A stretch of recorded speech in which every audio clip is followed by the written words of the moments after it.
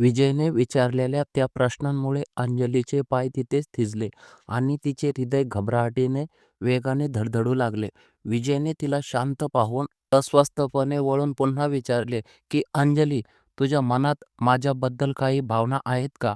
त्याचे बोलणे ऐकून अंजलीने एक दीर्घ श्वास घेतला आणि स्वतःला शांत करून मागे वळून हलके हसून म्हणाली की मुळीच नाही.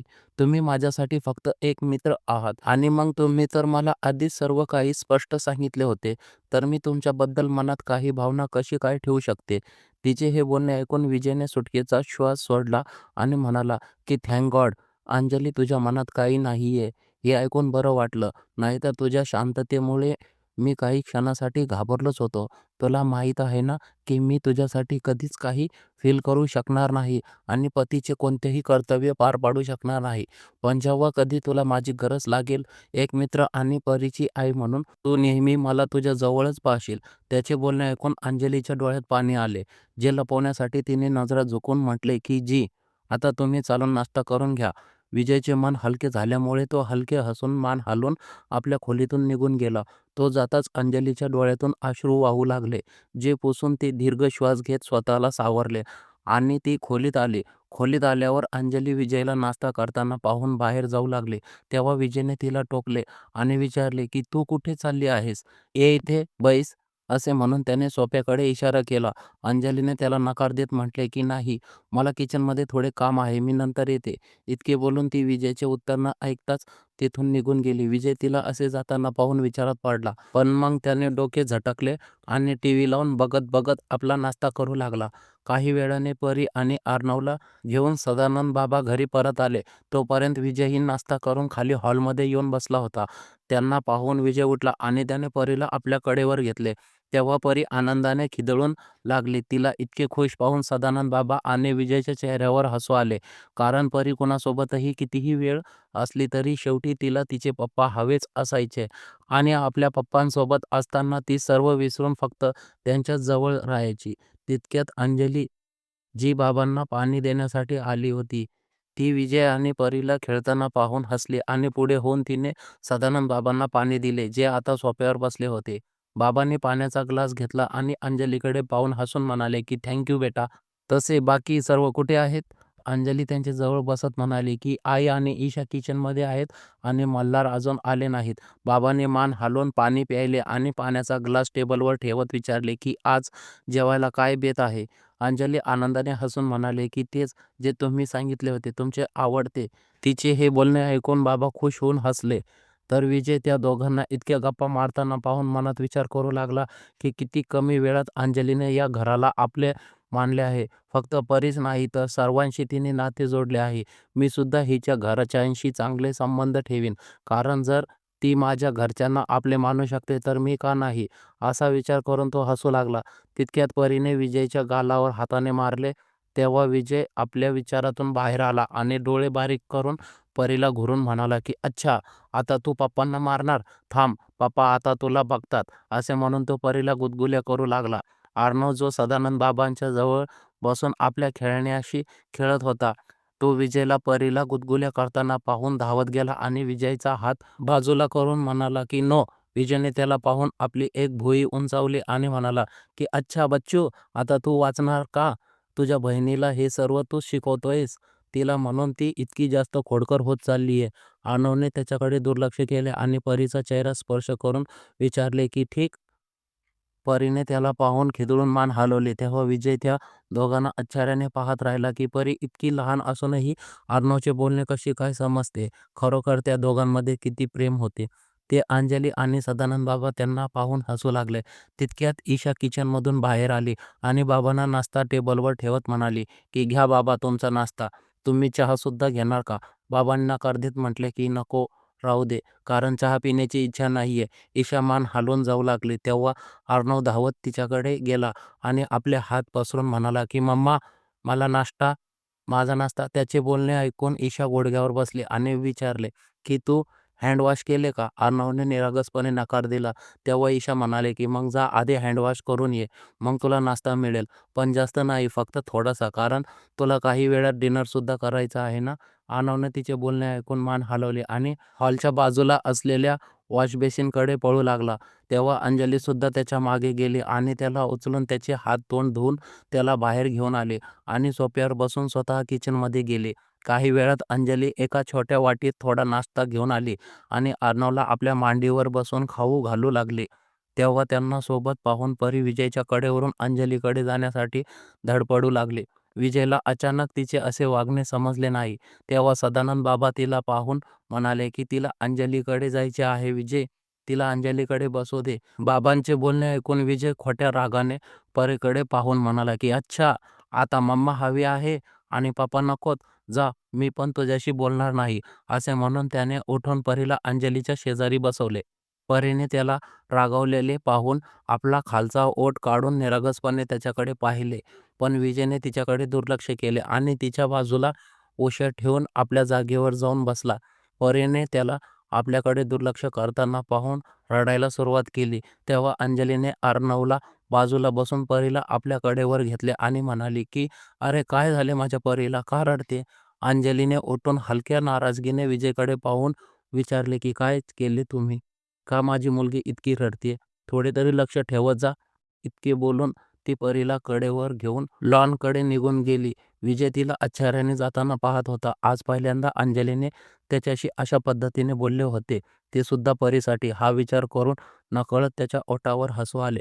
तितक्यात अर्णव आपली वाटी घेऊन विजयच्या जवळ गेला आणि त्याच्या मांडीवर बसत म्हणाला की नाश्ता. त्याचा आवाज ऐकून विजय आपल्या विचारातून बाहेर आला आणि त्याला पाहून प्रेमाने त्याला खाऊ घालू लागला. काही वेळाने अंजली परीला शांत करून आणून सदानंद बाबांच्या कडेवर देते आणि विजयकडे न बघताच तिथून निघून जाते. विजय तिला जाताना पाहून हलके हसून मान हलवतो आणि अर्णवसोबत खेळू लागतो. रात्री सर्वजण सोबत डिनर करत असताना मल्हार म्हणाला की आई, माझी एक मीटिंग आहे दिल्लीत, तर मला परवा 2 दिवसासाठी जावे लागेल. सुमित्रा आईंनी त्याचे बोलणे समजून घेत मान हलवली आणि म्हणाल्या की हो बेटा, काही प्रॉब्लेम नाहीये, तू जाऊन ये. मल्हारने एकदा विजयकडे पाहिले आणि सुमित्रा आईंना म्हणाला की पण आई, माझ्या मागे ईशा माझ्या शिवाय कशी राहणार, म्हणून विचार करतोय तिलाही सोबत घेऊन जावे. सुमित्रा आई त्याच्याकडे संभ्रमात पाहू लागल्या, कारण याआधी मल्हार अनेकदा मीटिंगला गेला होता, पण ईशा नेहमी घरीच राहायची, कारण मीटिंगमध्ये मल्हार व्यस्त असल्यामुळे ती एकटी बोर व्हायची. मल्हारने त्यांना डोळ्यांनी इशारा करून विचारले की आई सांगा ना, घेऊन जाऊ का मी ईशाला? सुमित्रा आई काही बोलण्यापूर्वीच ईशाने तोंड वाकडे करून म्हटले की पण मला नाही यायचे तुमच्यासोबत, मी बोर होत होते, तुम्ही तर तुमच्या मीटिंगमध्ये बिझी असता. मल्हार हसून तिच्याकडे पाहत प्रेमाने म्हणाला की अरे माझी गुलाबो, मी तुझ्यासाठी कधी बिझी असू शकतो का? तुझ्यासाठी तर मी नेहमीच फ्री आहे आणि पुढेही राहीन. चल, या निमित्ताने आपण सोबत थोडा वेळ घालवू. त्याचे बोलणे ऐकून ईशा लाजून नजरा झुकवते. तेव्हा मल्हारने विजयकडे पाहून सुमित्रा आईंना विचारले की मग आई, मी घेऊन जाऊ का ईशाला? सुमित्रा आई त्याला म्हणाल्या की असे तुला योग्य वाटेल, माझी काहीच हरकत नाहीये. त्याच्या बोलण्यावर मल्हार विजयकडे पाहून आनंदाने हसतो. या सगळ्यात अंजली हसत प्रेमाने मल्हार आणि ईशाकडे पाहत होती. खरोखर त्यांच्यात किती प्रेम होते. काय कधी विजय आणि तिच्यात सुद्धा असे प्रेम होईल? हा विचार करून अंजलीच्या नजरा विजयवर जातात. तो मल्हारचे बोलणे दुर्लक्ष करून आपल्या जेवणावर लक्ष देत होता. विजयला पाहून अंजलीला अचानक संध्याकाळची गोष्ट आठवते, ज्यामुळे तिचे हसू गायब होते आणि डोळ्यात हलकी नमी येते. पण ती स्वतःला सावरून मान खाली घालून जेवणावर लक्ष देऊ लागते. डिनरनंतर सदानंद बाबा आणि सुमित्रा आई अर्णवला आज आपल्याकडे झोपण्यासाठी आपल्या खोलीत घेऊन जातात, तर बाकी सर्व आपल्या खोलीत जातात. ईशा खोलीत आल्यावर हातावर हात ठेवून मल्हारला विचारते की हे अचानक तुम्ही मला सोबत नेण्याचा प्लॅन कसा केलात? तसे तर कधीच मी तुमच्यासोबत जात नाही, मग यावेळी काय स्पेशल आहे? मल्हारने तिला बेडवर बसून तिचा हात हातात घेतला आणि म्हणाला की मी हे सर्व दादासाठी केले आहे. मला त्यांना त्यांच्या चुकीची जाणीव करून द्यायची आहे. त्यांना हे समजले पाहिजे की ते जे करत आहेत ते किती चुकीचे आहे. त्यांना वहिनीच्या इमोशन्सना समजून घ्यावे लागेल. आज जेव्हा मी वहिनींना सोफ्यावर झोपलेले पाहिले तेव्हा मला त्यांच्यासाठी खूप वाईट वाटले.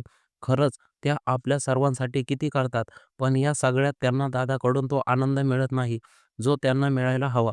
वहिनीने इतके काही केल्यावर आपणही त्यांच्यासाठी काही करू शकतो ना. म्हणून मला वाटते की दादा आणि वहिनी एकमेकांच्या जवळ यावेत आणि त्यासाठी मला तुझी खूप गरज पडेल. तर बोल, देशील ना माझी साथ? इतके बोलून तो ईशाकडे पाहतो. ईशा हसून त्याच्या छातीला लागून म्हणते की नक्की देईन.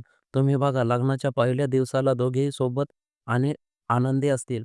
तिचे बोलणे ऐकून मल्हार हसून तिला जवळ घेतो आणि म्हणतो की म्हणूनच मी तुला निवडले होते.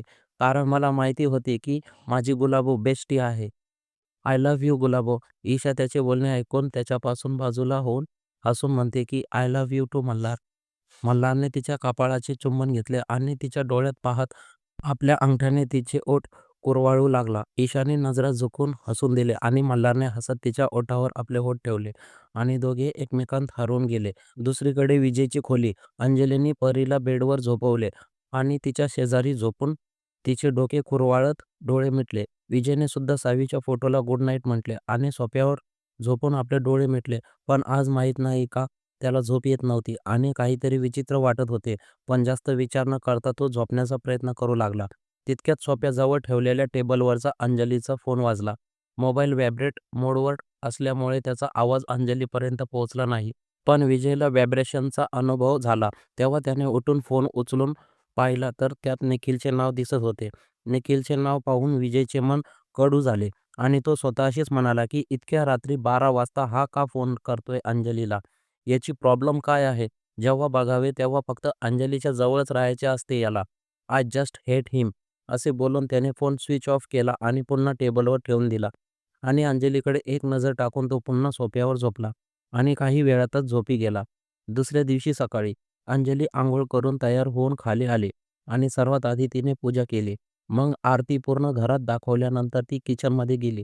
तितक्यात सुमित्रा आई, सदानंद बाबा, मल्हार आणि ईशा किचनमध्ये येऊन हसून एकत्र म्हणाले की हॅपी बर्थडे. त्यांचा आवाज ऐकून अंजली आश्चर्याने त्यांना पाहू लागली आणि हसून म्हणाली की थँक यू. पण तुम्हा सर्वांना कसे माहिती? सदानंद बाबांनी पुढे होऊन तिचे डोके कुरवाळले आणि म्हणाले की आम्ही आमच्या मुलीचा वाढदिवस कसा विसरू शकतो? त्यांचे बोलणे ऐकून अंजली भावूक होऊन त्यांना पाहू लागले. तेव्हा सुमित्रा आईंनी तिचे अश्रू पुसून म्हटले की बस, बस आता वाढदिवसाच्या दिवशी रडायचे नाही. चल सांग काय करायचे आहे तुला? आज सर्व काही तुझ्या मर्जीने होईल. अंजलीने नकार देत म्हटले की काही नाही. मला माझा वाढदिवस सेलिब्रेट करायचा आवडत नाही. तुम्ही सर्वांनी मला विश केले माझ्यासाठी हेच खूप आहे. मल्हार तिच्या जवळ जाऊन म्हणाला की हे तर चुकीचे आहे ना वहिनी. किमान एक छोटीशी पार्टी तरी ठेवू शकतो आपण. अंजलीने त्याला नकार दिला आणि म्हणाली की नाही मला खरंच नाही सेलिब्रेट करायचे. अच्छा तर तुम्ही सर्व इतके काही करू इच्छिता तर मला वाटते की आश्रमात जाऊन काही गोष्टी वाटून देऊ. या निमित्ताने मुले सुद्धा आपल्या हाताने काहीतरी देतील आणि तिथले लोक व मुले सुद्धा खुश होतील. सुमित्रा आईंना तिची कल्पना आवडली आणि त्या म्हणाल्या की चांगली आयडिया आहे. मग मी आणि ईशा तुझ्यासोबत येऊन सदानंद बाबा म्हणाले की मी सुद्धा येईन. मल्हारने तिच्याकडे पाहून नाराजीने म्हटले की सॉरी वहिनी मी नाही येऊ शकणार कारण माझी एक खूप इम्पॉर्टंट मीटिंग आहे आज. I am really very sorry. Anjali हसून म्हणाले की इट्स ओके मल्हार, मी समजते. आता तुम्ही सर्व जाऊन तयार व्हा. मी तोपर्यंत नाश्ता बनवते. ईशाने तिला टोकले आणि म्हटले की मुळीच नाही. आज बर्थडे गर्ल कोणतेही काम करणार नाही. तुम्ही जाऊन तुमच्या खोलीत बसा. नाश्ता तयार होताच आम्ही तुम्हाला खाली बोलावू. अंजली म्हणाली की अरे पण ईशाने तिला किचनच्या बाहेर नेऊन सक्तीने म्हटले की जा वर. अंजलीने हार मानले आणि ती आपल्या खोलीतून निघून गेली. खोलीत आल्यावर अंजली बेडवर बसलीच होती की तिचा फोन वाजला. स्क्रीनवर आईचे नाव पाहून अंजलीने लवकर फोन उचलला आणि म्हटले की हॅपी बर्थडे आई. दुसऱ्या बाजूने सुजाता आई हसून म्हणल्या की थँक यू आणि तुलाही वाढदिवसाच्या खूप खूप शुभेच्छा. अंजली हसून म्हणाले की थँक यू आई. तितक्यात भक्ती आईकडून फोन घेतला आणि म्हणाली की हॅपी बर्थडे छोटी. अंजली बाल्कनीत जाऊन म्हणाली थँक यू दीदी. कशी आहेस तू? भक्ती म्हणाली की मी चांगली आहे. हे घे ओम आणि प्रियाशी बोल. ओम आणि प्रिया एकत्र म्हणाले की हॅपी बर्थडे मासी. अंजली हसून म्हणाले की थँक यू मुलांनो. मासी लव्ह सो यू मच. ओम आपल्या बोबड्या बोलात म्हणाला की ओम ॲल्सो लव्ह मासी.